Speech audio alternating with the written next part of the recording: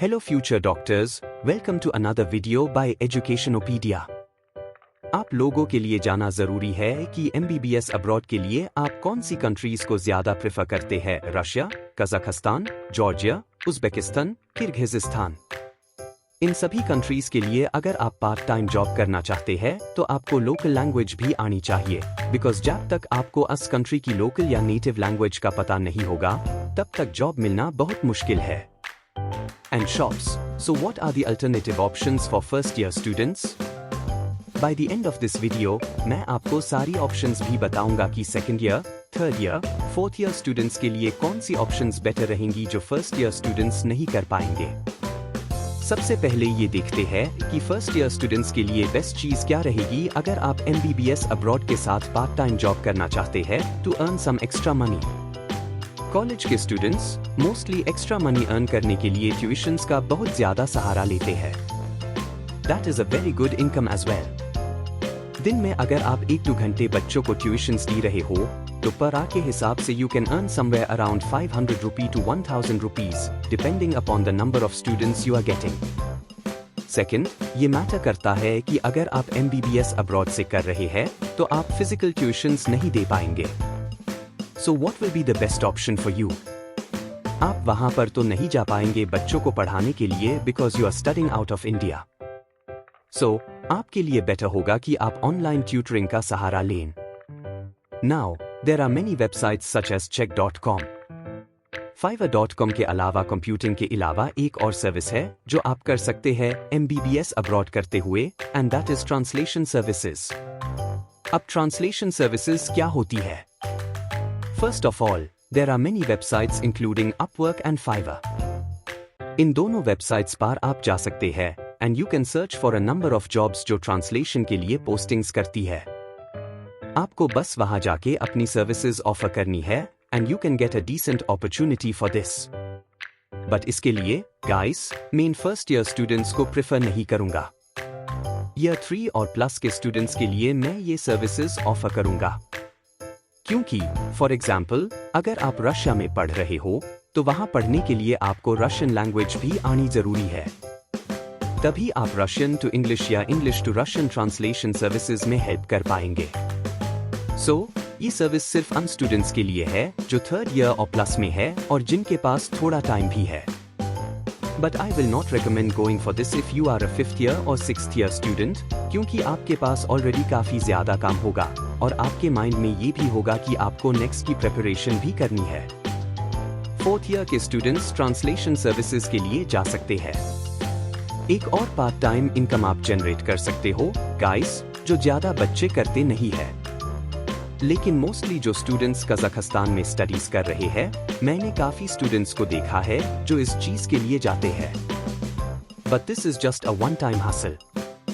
जब आप इंडिया से अब्रॉड जा रहे हो, स्पेसिफिकली कजाकिस्तान के लिए, आप फर्स्ट ईयर स्टूडेंट्स के लिए बहुत सारी बुक्स और स्टेशनरी ले जा सकते हो। रीजन बीइंग, कजाकिस्तान और नियर बाय कंट्रीज में स्टेशनरी काफी एक्सपेंसिव होती है। Comparative to India, guys, the next 3 things I'm going to tell you are related to each other, so listen carefully. The first thing is content creation, the second is content curation, and the third is editing. ये तीनों चीज काफी ज्यादा मिलती जुलती है। सबसे पहले, guys, अगर आप MBBS अब्रॉड कर रहे हो तो काफी ज्यादा स्टूडेंट्स जो बोलने का शौक रखते हैं और who are very good at communication अपनी डेली लाइफ को व्लॉग्स के बेसिस पर YouTube पे डालते हैं। इसके लिए आपको वीडियो एडिटिंग की भी जरूरत पड़ेगी। सो अगर आपके साथ कोई हॉस्टल मेट है या रूममेट, वो आपकी मदद कर सकता है। किसी से भी आप बात कर सकते हो जो एडिटिंग में अच्छा है। आप उसके साथ कोलैबोरेट करके अपना वीडियो और YouTube चैनल स्टार्ट कर सकते हो। शायद पहले 3 साल तक आपको 1 रुपी भी ना मिले, but you have to continue with that. Later on, it will be very fruitful for you, guys. एक चीज और है जो स्टूडेंट्स काफी पूछते हैं कि क्या मैं लोकल स्टोर्स में काम कर सकता हूँ या रेस्टोरेंट्स लाइक KFC, मैकडोनल्ड्स में जॉब कर सकता हूँ। इस चीज को समझना बहुत जरूरी है। पहला, क्या आपका कॉलेज आपको अलाउ कर रहा है या नहीं? दूसरा, आपको लोकल लैंग्वेज आती है या नहीं? एंड थर्डली, आपके पास वो सारे रिलेटेड डॉक्यूमेंट्स है या नहीं। ज्यादातर स्टूडेंट्स जो MBBS अब्रॉड करते हैं समर या विंटर हॉलिडेज के दौरान ये एक्टिविटीज कर सकते हैं और मोस्टली कॉलेज आपको अलाउ भी कर देता है। लेकिन अगर आप ये सोच रहे हैं कि कॉलेज के सेमेस्टर के दौरान आप लोकल स्टोर पर काम करें तो ज्यादातर कॉलेजेस अलाउ नहीं करते। आप ये कर सकते हैं पर ये आपके खुद के रिस्क पर होगा क्योंकि ऑलरेडी आप पास स्टडी का काफी ज्यादा बर्डन होता है। अगर आप लोकल स्टोर्स पर काम करना चाहते हैं तो 3 चीज़ बहुत इंपॉर्टेंट है। पहला, नेटिव लैंग्वेज आनी चाहिए। दूसरा, आपका इंश्योरेंस होना चाहिए। एंड थर्डली, के डॉक्यूमेंट्स है जैसे इंश्योरेंस का नंबर, आपकी पासपोर्ट की कॉपी, आपकी वीजा की कॉपी, आपका स्टूडेंट ID प्लस सबसे इंपॉर्टेंट कॉलेज की परमिशन लेना जरूरी है। इन सब चीजों के बाद ही आप किसी लोकल स्टोर या रेस्टोरेंट में काम कर सकते हो।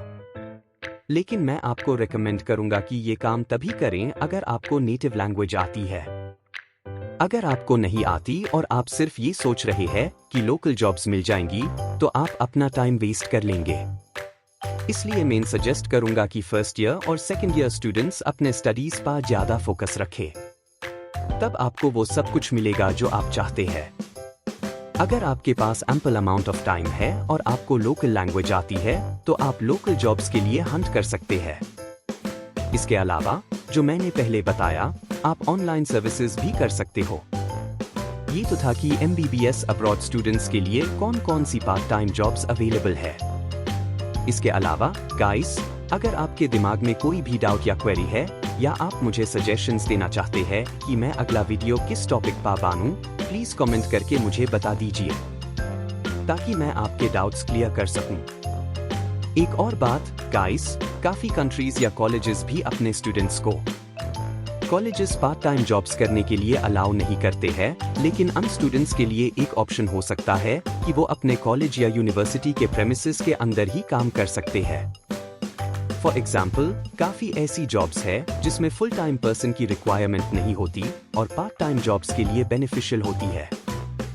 फॉर एग्जाम्पल, आप लाइब्रेरी में काम कर सकते हो। लाइब्रेरी में काम करने के साथ साथ अगर आप किसी स्पोर्ट में अच्छा है जैसे जिमिंग या बैडमिंटन, तो आप अपने जूनियर्स का ग्रुप भी बना सकते हो और उन्हें ट्रेन कर सकते हो। इससे आपको पार्ट टाइम इनकम भी मिल सकती है और आपका टाइम भी प्रोडक्टिव होगा। आप हॉस्टल के बच्चों को इकट्ठा करके उन्हें क्लासेस दे सकते हो और ये एक बहुत डिसेंट पार्ट टाइम इनकम भी हो सकता है। इसके अलावा अगर आपको कुकिंग का शौक है तो ये ऑप्शन उन स्टूडेंट्स के लिए है जो रेंटेड अपार्टमेंट में रह रहे हैं।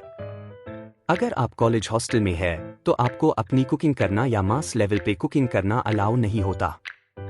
इसलिए मैं सजेस्ट करूंगा कि जो स्टूडेंट्स अपने रेंटेड अपार्टमेंट्स में है वो जूनियर्स के लिए कुकिंग भी कर सकते हैं, क्योंकि आउट ऑफ इंडिया ऑलरेडी बच्चों को होमली फूड की बहुत ज्यादा रिक्वायरमेंट होती है। तो कुकिंग भी एक बहुत डिसेंट ऑप्शन है एक्स्ट्रा इनकम कमाने के लिए। See you in the next video. Thank you.